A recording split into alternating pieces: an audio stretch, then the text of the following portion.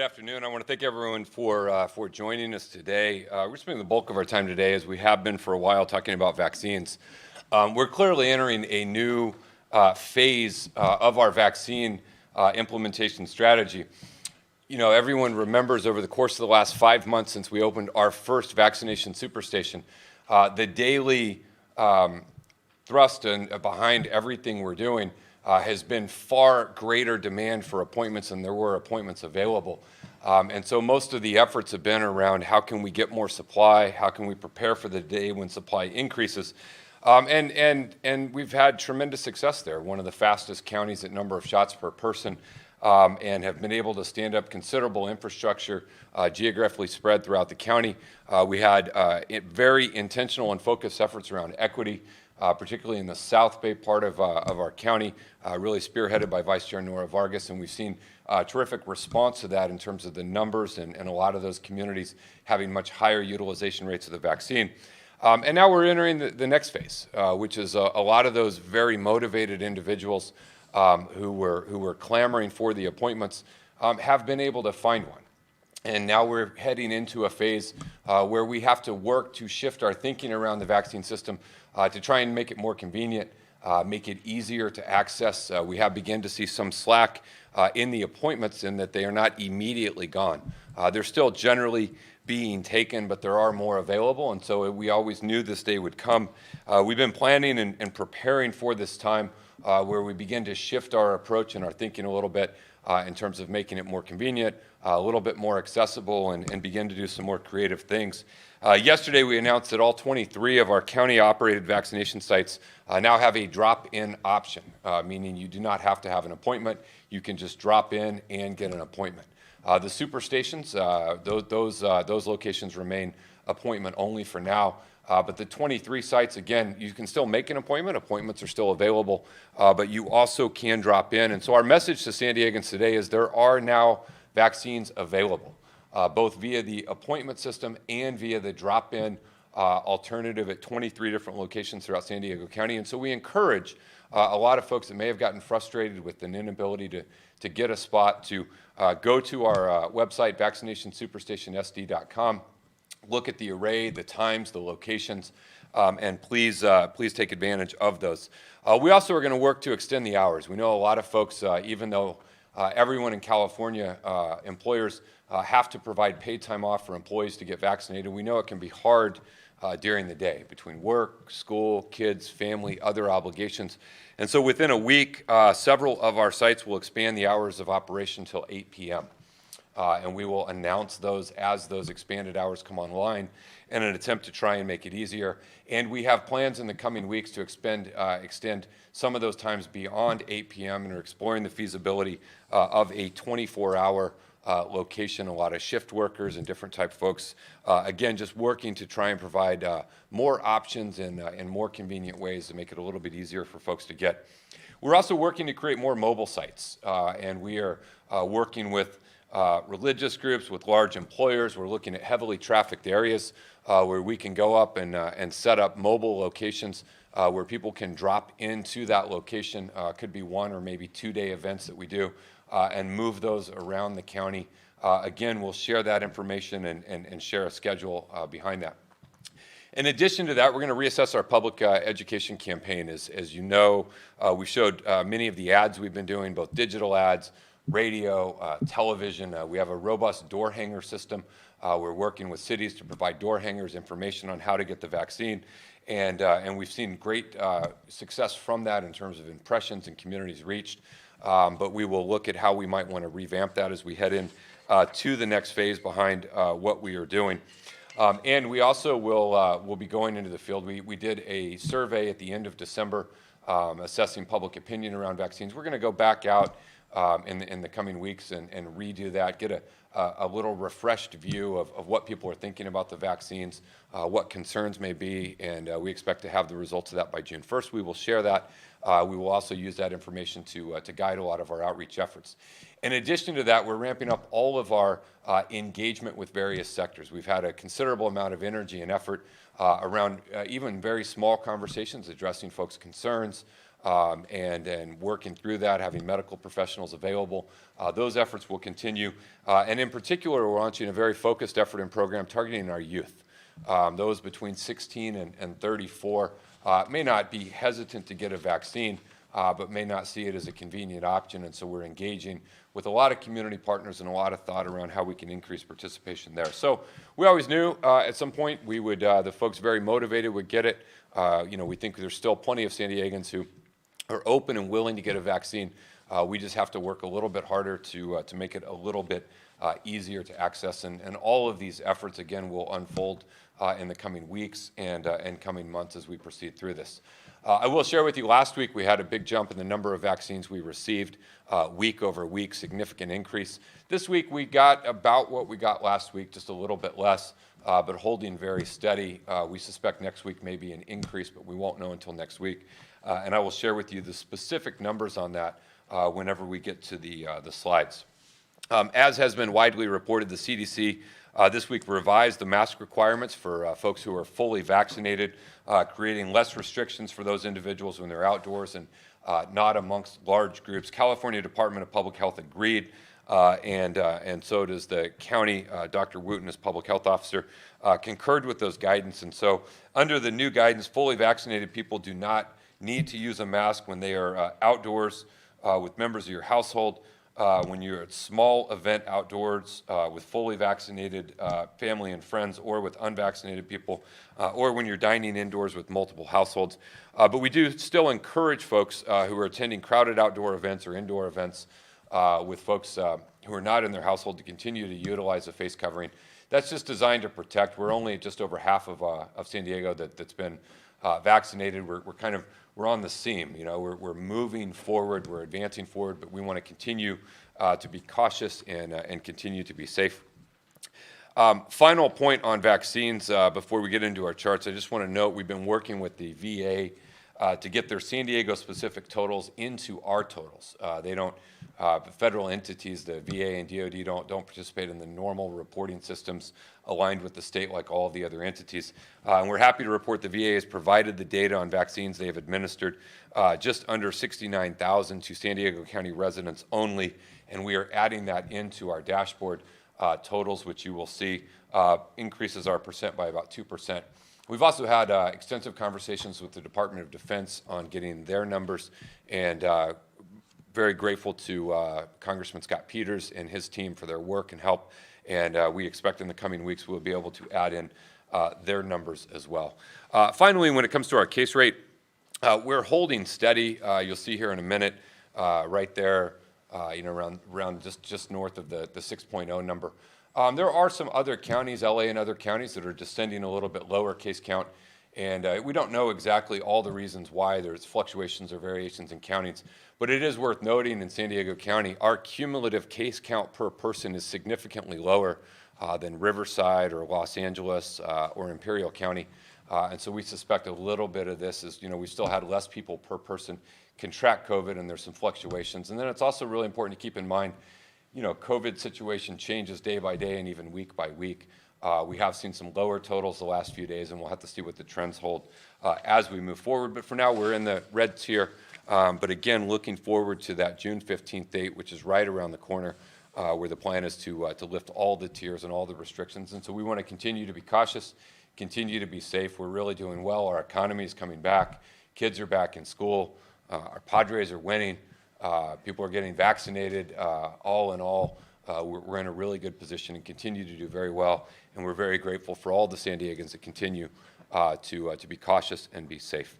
With that, let's jump into our charts real quick. The first one you'll see here is the vaccine shipments. What you see right there is last week we ended up at 310,000. That was a pretty considerable jump, a jump of more than 100,000 vaccines from the week before.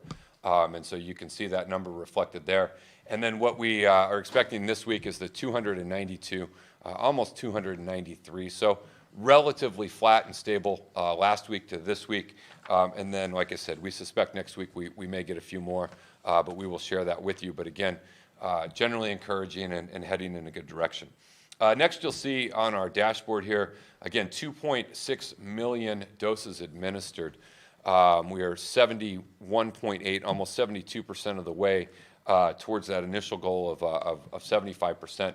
about halfway there on fully vaccinated, and so continuing to make good progress. Again, our case rate remains really good. Our percentage of positive here, you'll see on the next chart, that 14-day rolling average. We will give it one sec here. Yep, that purple bar there, again, dipping down a little bit the last few days, now at 1.6%. And again, there's going to be day-to-day fluctuations based on a variety of factors, but you can see the last few days, 155, 160, 129, 144, 136, lower than where we've been, and so our case rate could be descending. That is encouraging. We don't have as many tests that are being reported on the whole. It varies pretty significantly day to day. And a part of that is a lot of folks are using antigen tests, and those are not counted. These are only PCR tests, and so a lot of rapid tests are out there. So we think there's higher utilization of testing still happening, but what we count and report are PCR tests, and we will continue to make those available throughout San Diego County. And then the final chart here is just the one where you've seen the rough case count. And again, you see us holding relatively flat and stable there, across the board for much of the last month. In the last few days, we have seen the numbers begin to decline, so we'll keep an eye on it and look at this as we move forward. That concludes my update. We're going to hear from Vice Chair Vargas, and then we will get into your questions. Both Dr. Wooten and Dr. Shaw are here to answer questions as well. Thank you, Chair Fletcher. With all these updates, we have a lot to be excited about, and we can feel like we can see the light at the end of the tunnel. It's no coincidence that the state of California has the lowest rates of infections among every other state in the nation. And this is really due to the continuous work from every partner out there who's helping us fight against the virus. There's still a lot of work to be done, and we continue to find ways to distribute vaccines equitably and to ensure that hard-to-reach communities have access to continue the progress we've made so far to reduce the rate of infections. I think it's important to highlight that the partnerships with trusted organizations, community organizations, small businesses, and places of worship have really made a difference. We have seen the numbers in South County change because of programs like Project SAFE, which really were the interventions that helped us reach those underserved populations. We are now going to make sure that everybody receives the vaccine, and for that, we're going to make sure that these programs that were piloted in the South County are going to be piloted throughout North County. And as Chair Fletcher mentioned, 23 county-run sites are now going to be open up for walk-ups, right? And so that's really important because you don't need an appointment for that, and we're going to make sure that we emphasize that this is a program that started in South County. We know it works, and communities like San Isidro, over 99% of the population has been vaccinated at least with one dose, and the numbers continue to rise with our 65 and older population that has also already received the vaccination. And so we're going to continue to ask all of you to share with your family and friends, ask them to get their vaccines, and importantly for now, make sure that you don't lower your guard, and we continue to do whatever we can so that we are making sure that our communities and businesses can recover and become vibrant communities as we can be. Muy buenas tardes. Como pueden ver, cada vez estamos más cerca de un regreso a nuestras rutinas de antes. Gran parte de esto se debe a nuestros esfuerzos de vacunación que nos han ayudado a proteger una gran parte de nuestras comunidades. El éxito que hemos tenido en las zonas más afectadas se debe a la rápida respuesta de nuestro equipo, pero aún hay mucho trabajo que hacer. Las comunidades más afectadas por la pandemia ahora son las que presentan un mayor número de vacunaciones. Continuaremos nuestro trabajo hasta que todas las vacunas lleguen a nuestras comunidades. Por eso, a partir del día de ayer, las vacunas son disponibles en todos los centros de vacunación sin necesidad de tener una previa cita. Y sabemos que estos programas funcionan porque el programa SAFE que hicimos en el sur del condado de San Diego fue el que nos demostró que en realidad esa es una de las maneras en donde podemos reducir las barreras para nuestras comunidades para que tengan acceso a las vacunas. Así que de los 23 centros de vacunación del condado, pueden ir a cualquiera de esos y sin ningún costo alguno pueden recibir su vacuna. Esto nos va a ayudar a darle un empujón a la recuperación y será una gran ayuda para seguir combatiendo el virus y así reducir el número de casos y contagios en nuestras comunidades. Quiero enfatizar, como lo que se acaba de comentar, que tenemos un camino claro hacia la recuperación de esta pandemia, aunque el virus todavía sigue activo en nuestras comunidades, especialmente con las nuevas variantes, nuestros números de casos continúan estables y el total de vacunas siguen aumentando. Esas son muy buenas noticias para nuestro condado porque es testimonio de todo el trabajo que se ha hecho como ustedes como residentes, al igual que nuestros pequeños negocios. Ustedes han seguido las indicaciones del Departamento de Salud Público y por eso hemos tenido el éxito que hemos tenido hasta el momento. Por favor, continúen con esta causa. Otra muestra de que seguimos progresando es que ahora las recomendaciones del Departamento de Salud del Estado nos dice que ya podemos estar en espacios abiertos sin el uso de cubrebocas. Así que recuerde que en los lugares públicos con mucha gente y en lugares cerrados se debe mantener sana la distancia y el uso de cubrebocas. No hay que bajar la vanguardia. Muchísimas gracias y juntos podemos lograr regresar a nuestras vidas cotidianas. Gracias.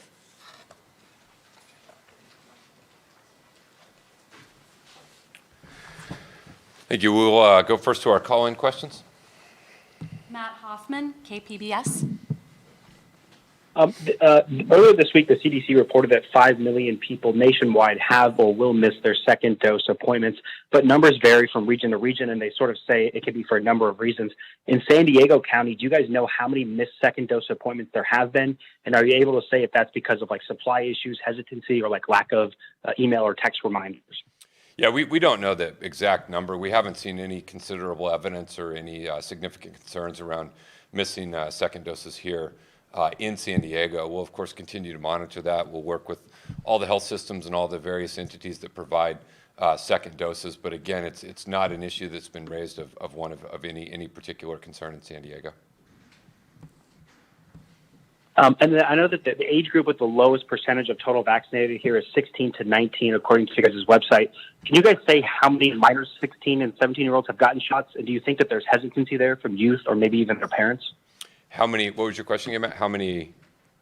Oh, sorry. How many 16 and 17-year-olds have gotten shots, like minors? And do you think that there's some hesitancy there from their parents or either from the youth? Yeah, I don't know. We can pull the numbers, Matt. I don't know if we have them. Well, let's see if we have them off just 16 and 17-year-olds there.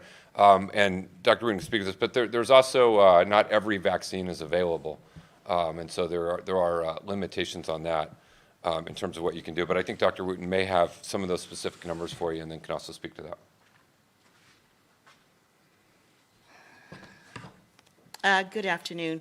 What we have are the age groups broken down by 10 years, but starting with 16 to 19-year-olds. So what I have is the group of 16 to 19-year-olds. And the total population for 16 and older, the 16 to 19-year-old, we have about almost 190,000 individuals, and the total vaccinated is 45,163. So it is a small number. 3.2% of that population has been vaccinated. And I'll leave this for you. Thank you, Dr. Wooten. Matt, I also think it's important. I mean, we mentioned we're doing some targeted efforts around engaging youth to increase those numbers. Again, you know, that young population, Pfizer is the only one that's available for them, and so we're going to be adding to our sites kind of which vaccines are available to help people kind of schedule for that age group. And it's been really hard to get an appointment. You know, it's important that it was not that long ago we opened it up to everyone, and it's been challenging to get an appointment. So, you know, numbers are low in that group. We're doing a series of things to try and increase those. And, you know, we suspect the numbers, you know, will come up as we move forward. But it's definitely something we're thinking about and working on. Thanks. Thanks, Matt. Next question. Melissa Adan, NBC7. Hi there. Good afternoon. I'm just following up on the new CDC outdoor mask guideline, asking, is it enforceable? So we're wondering if the county has any guidelines on how they may be enforcing this. You know, it sounds like we are going to be following along with the CDC and the state's decision, but are we encouraging places like restaurants? Do they have the right to ask their patrons, hey, show us a complete immunization card prior to allowing them to remove their mask, or are the county just trusting in people's judgment? Well, from the beginning, I mean, look, when we think about the mask requirements from the beginning, you know, it's been something that's been in the guidance, but never in San Diego County has someone, you know, been punished for not doing it. I mean, we have trusted, and we think we've seen widespread adherence to that, which is, again, why I think we've done well as a region. Restaurants and businesses have it within their own prerogative if they want to check, ask people if they've been vaccinated and whatnot. They certainly can do that. But this is the guidance that's out there, and we trust that the overwhelming majority of folks will follow it. Look, I get there's a little frustration. Folks are like, I got vaccinated. Why do I still need to wear my mask at all? And I think it's just a recognition that a lot of people haven't gotten vaccinated, and COVID is still out there, and it can still transmit. And so we want people to just continue to be safe as we work our way out of there. I think as we come out of this recovery, we're being safe, we're being cautious, we're getting our economy up and running. But we think most folks, by and large, are going to continue to follow the guidance because they understand why it's important. And we're in a period where things are loosening as we go along, and we're looking ahead to June 15th. So we expect there will be, folks will generally say, hey, that's the guidance from the public health experts at CDP, at CDPH, at the county from Dr. Wooten. And we think folks will take that seriously and do it. But certainly individual entities and locations can enforce and say you have to do these things in order to patronize here. We'll go to our texting questions now. This first question is from Jonathan Vosen with the San Diego Union Tribune. He wants to know from Dr. Shaw if she could provide an update on the breakthrough cases that were shared last week. Have samples from these cases been sequenced, and if so, are they more likely to be caused by a particular variant? Any other notable differences in the demographics, medical history, et cetera, of those breakthrough cases compared to overall COVID cases in the region? We will turn that over to Dr. Shaw. Good afternoon, and thank you for that question. So again, I just want to stress that we expect to have cases that test positive after vaccination. So this is not an unheard of entity. And we have had 234 cases, which represents about 0.023% of those that have been vaccinated. So to answer your question, most of them, 55%, have been asymptomatic. There have been no associated hospitalizations or deaths with those cases. And, in terms of demographics, again, the vast majority of these cases are, in healthcare workers, which is not surprising because they're being routinely tested. And again, I'm going to stress that they've been asymptomatic, no hospitalizations, no deaths. So the vaccine is working, and I think that is the sort of key takeaway message from that. In terms of sequencing, most of these cases don't have enough virus to be able to even sequence. So I don't have the exact numbers of those that we have sequenced thus far, but it's only been a handful that we've been able to sequence. So hopefully that answers your question. Thank you, Dr. Shaw. Thank you, Dr. Shaw. We'll go to our next texting question. This next question is from Richard Allen with CBS 8. He's asking, as more and more San Diegans are now becoming fully vaccinated, what is the county's stance on requiring some form of a vaccine passport in order to attend public events or conventions in the county, especially after June 15th when the tier system is going to be retired? Yeah, the federal government has said they're not going to require vaccine passports. State government has said they're not going to require vaccine passports. And the county government has said we're not going to require vaccine passports. Individual entities have been given some guidance of the proper steps they can take to verify it. There are certainly some entities, whereas you have vaccinated sections or numbers, you can go higher with those numbers, and those entities have been given guidance on how to check. But in terms of a formal county-issued vaccine passport, that's not something that we will be pursuing. Next question is from Mario Escobedo with Channel 8 as well. Can we get an update on COVID cases at local schools and how their return to class is going? Are there cases with students? Any numbers you can share? Yeah, thank you. So in the last 14 days, we've seen 109 positive cases from K through 12 students. Does not mean that all of those kids contracted it at school, but students who are going to K through 12 is 109. Total for the pandemic is 3,100.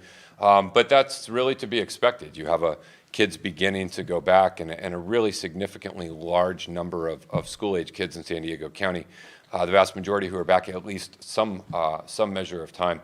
And so it was to be expected that there would be some cases. There's testing available, and so nothing that is alarming or concerning at this point. This next question is from Eric with Fox 5. Which areas are reporting the lowest number of vaccines administered? Yeah, portions of East County, areas of East County is where we've seen some of the lowest utilization of vaccines and uptick. There's kind of pockets throughout. South Bay and South County in particular have been really saturated and done really well. But again, some areas of East County have seen some really low utilization numbers. And so we're going to keep working with community groups, folks out there, look at more mobile sites, more opportunities. Hopefully some partnership with some local elected officials out there to help promote the availability and access of it, in hopes that we can get the numbers up countywide. This next question is from Claudia Bucio with Univision San Diego. She has several questions. The first one is, I stopped by several community pods in the South Bay, but they were pretty empty. Was this one of the reasons the county is accepting walk-ins now? Does there seem to be less interest now that we have more sites and more vaccines? And I'll read the second question after. Muchas gracias por esta pregunta, Claudia. La pregunta es específicamente si ahora que había menos personas vacunándose en los sitios, porque pues en realidad lo que hemos hecho es saturado muchos de estos lugares, ¿no? Con información y haciendo citas para las personas.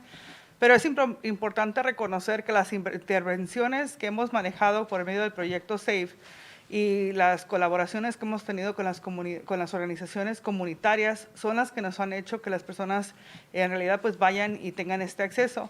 Una de las razones por la cual las 23 locales en el condado ahora la gente puede ir nomás sin previa cita a recibir su vacuna es porque sabemos que sí funciona. Queremos eliminar todas las barreras para que la gente pueda llegar y tener su vacuna. Así que si ves, por ejemplo, San Isidro, pues como hemos mencionado, ya la mayoría de las personas, 99% de las personas tienen por lo menos una vacuna. Las personas de 65 años en adelante en el Distrito 1, en el Condado del Sur de San Diego, también han recibido por lo menos una vacuna. Entonces, ahora lo que estamos haciendo es tener una colaboración con las organizaciones para recordarle a las personas. Y como sabemos, esta nueva fase en donde se le permite a todo el mundo vacunarse es muy nueva, entonces seguimos con la colaboración para que la gente sepa que se pueden ir a vacunar y ahora ya pueden hacerlo sin previa cita. Gracias. And Claudia also wanted to know, are we having a problem of leftover vaccines or people missing second dose appointments? En realidad, como lo mencionó el presidente Nathan Fletcher antes, es importante reconocer que por el momento no nos hemos dado cuenta que hay un gran problema en cuanto a la segunda dosis. Lo importante es ahora pedir a las personas que vayan por su primer dosis, ¿no? Lo que hemos hecho específicamente en las comunidades donde había habido algún problema en cuanto a poder hacer citas y eso, se les daba la cita inmediatamente a las personas, entonces por eso la gente sigue atendiendo y recibiendo sus vacunas. Así que por el momento estamos, no tenemos problemas de esos, pero vamos a seguir monitoreando la situación y si hay algún problema, pues creamos intervenciones para que la gente pueda recibir su segunda vacuna. Gracias. Our final text and question today is for Dr. Wooten. And this question is from Paul Sasan with the San Diego Union Tribune. What does Dr. Wooten make of passing 1 million people fully vaccinated in San Diego, and what will it take to reach the next million?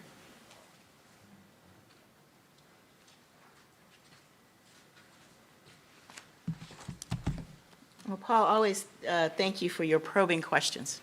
So the fact that we've reached over 1 million vaccinations is a Herculean feat, and it is only due to the partnerships that we have with all of the healthcare systems, our outreach and education efforts, and all of the partners that are helping us. And our goal is, as we come to a kind of a crossroads, as was described by Supervisor and Chair Fletcher today, things change. Things are not going to stay constant. So as the temperament of the general public changes, our strategies must change. And so that's what we are doing, and that's what we will continue to do.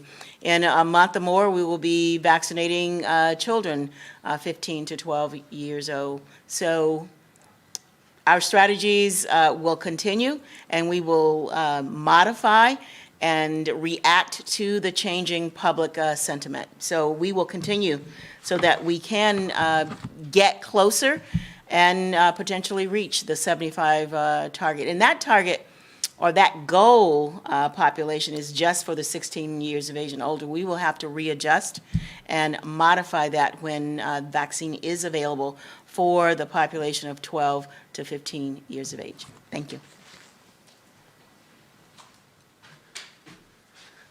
Thank you, Dr. Wood. And that concludes our media briefing for today. We appreciate everyone for joining us, and we will see you back next week.